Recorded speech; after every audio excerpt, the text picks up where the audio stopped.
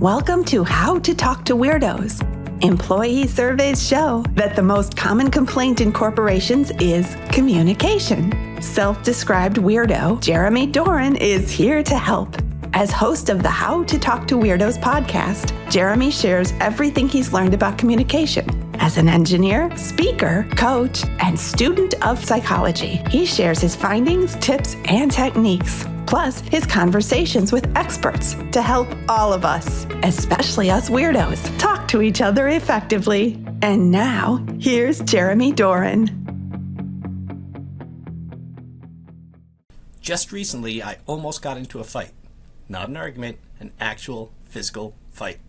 Miraculously, it got diffused, but it got me thinking about what makes something a discussion or a debate or an argument, or, in the worst case scenario, an actual physical fight. Welcome back to How to Talk to Weirdos. This is episode 7, Discussion, Debate, or Argument.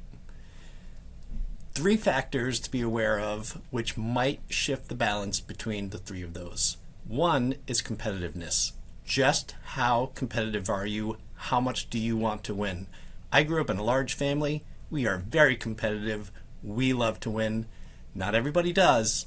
Some people are more team players. Some people are more competitive. Be aware of which one you are and which the other person you're talking to is. A second factor is flexibility of thought, or just how black and white you see things versus everything might have shades of gray. Traditionally, if you look at people who are in the military, who are very religious, or farmers, they tend, on average, to be more rigid in the way that they think about things. Compare that to someone who's just graduating college, they're going to be a lot more flexible, a lot more things are going to have shades of gray for them. In addition to what a person normally tends to, there are certain topics that are going to change how flexible someone's thinking is. If it's a personal issue compared to theoretical, it's going to make a big difference. I can have a theoretical conversation about how important airbags are in cars. For me, it's theory. If someone recently lost their best friend in a car accident, that's a lot more personal, and that is going to be a topic I'm going to want to avoid. The third thing to think about is your situation and your surroundings. For instance, if you're in a book club or you're in a business meeting, both of which are designed for discussion, that's going to make things go a lot smoother. Versus, say you've been playing poker with your friends for 4 hours, you've been drinking the whole time, and you've been riding each other, being competitive, that might not be a great time to have a debate. Now, the difference between all 3 is pretty clear, but it's good to actually stop and think about it. If you are not being competitive, you're both being open-minded, you're probably having a discussion. Yay! It's a nice, friendly, open exchange of thoughts and ideas. It's fantastic. If it's similar, except you're both being competitive, but you do have open minds, that's likely a debate. It's wonderful. It does have the potential to slip over into an argument, though. Growing up, again, we were super competitive, and one thing that we loved to do was debate. The ideal was if you could win a debate and then choose the other side and win the debate again from the opposite point of view. We thought that was great fun. The in-laws, people who married into the family, found that pretty stressful. I remember one time I was debating with my sister, and we called it a draw, and then we switched sides and started again, and her husband blew up. He's like, "What are you two arguing about? You don't even believe what you're saying." And we were both confused. We looked at him, and in unison we said, "Because it's fun." We're that competitive that it was fun for us, and we weren't getting too heated about it. It was just for the entertainment. If I were having a similar debate with him, that would have turned into an argument because he wasn't seeing it as just a fun competitive debate. If one or both of your minds are closed and it's competitive, that's an argument. Nobody ever wins an argument, ever. You're not going to change their mind. No one's going to be happier at the end. Just get out of the argument as soon as you can. When you are having a debate, just be careful. As I said, it's kind of in the middle, and it can slide into an argument if you're not careful. So I try to be aware of what I want out of this and why. Am I doing it just for fun because it's a competition and I want to see if I can win it?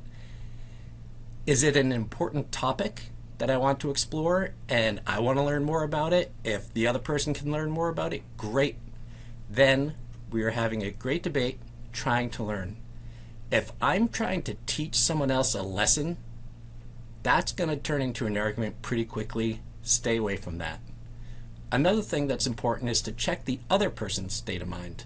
Just because you're in it for fun, maybe it's serious for them. Again, maybe you hit one of those triggers of something that's personal.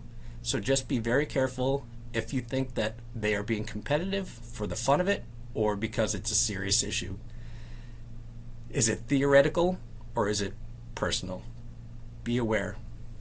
A good test for yourself is to start out by stating an argument that supports their side. Just be careful not to add a but. You can't say, this is a reason why you might be correct, but that negates the whole thing. Start out by saying something that supports their side. It shows that you are willing to be open-minded, and it allows you to see how they respond. If you say that out loud, and they respond positively, and are grateful that you said it, and then keep talking, wonderful. If they take that as a way to use it as a hammer to try to win the argument right away and they throw it right back at you, that's not going to go well. That's probably going to become an argument. And it can happen even when you have the best of intentions. Again, if you hit a trigger that gets someone angry, studies show that flexibility of thought diminishes dramatically. People are going to all of a sudden get fixed on one spot and they are not going to budge from it. So if you happen to do that, the conversation can go to an argument in a flash. So be very, very careful. And I like to ask myself, if I'm not actually having fun in this conversation and what I'm trying to do is put someone in their place, then I've realized it's my issue. I'm the one who is having a problem here, and I have to ask myself, what am I being so insecure about? If I'm trying to put them down, I'm probably insecure about something. I try to explore that, and it's a good reminder for me to just start to back off. And I will use the phrase often, why don't we agree to disagree, and then I leave. I want some physical space between the two of us so that we can't keep poking at each other.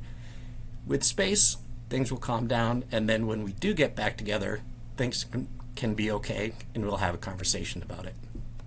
So the story about my almost fight, I was driving in a rotary, which apparently nobody in Rhode Island knows how to really drive in a rotary.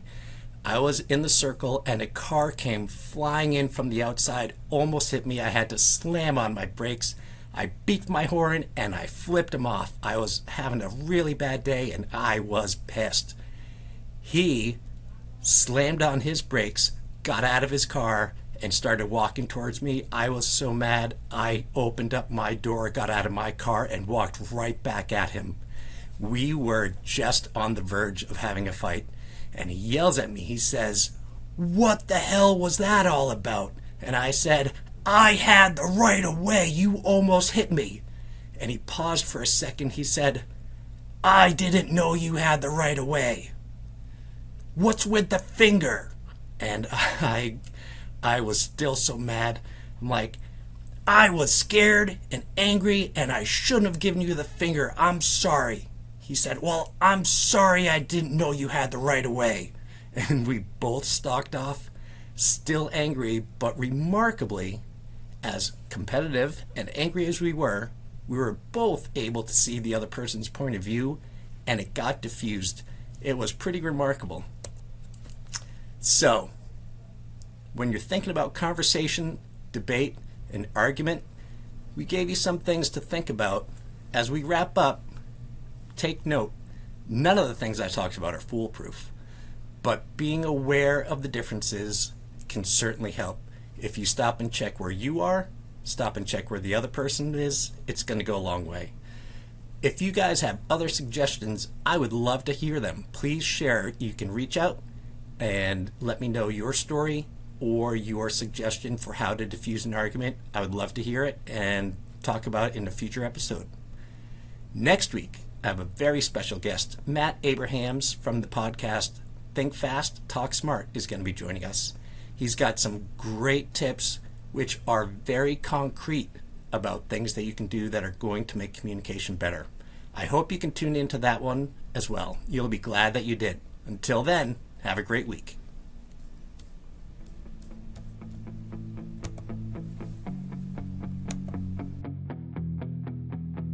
Thanks for listening to How to Talk to Weirdos. Check out our website at www.jeremydoranspeaks.com and follow Jeremy Doran Speaks on Instagram and follow our LinkedIn Showcase page, How to Talk to Weirdos, for more great content and to suggest episode ideas. Please follow us on your favorite podcast player to get our latest episodes. And remember, everyone is a weirdo to someone.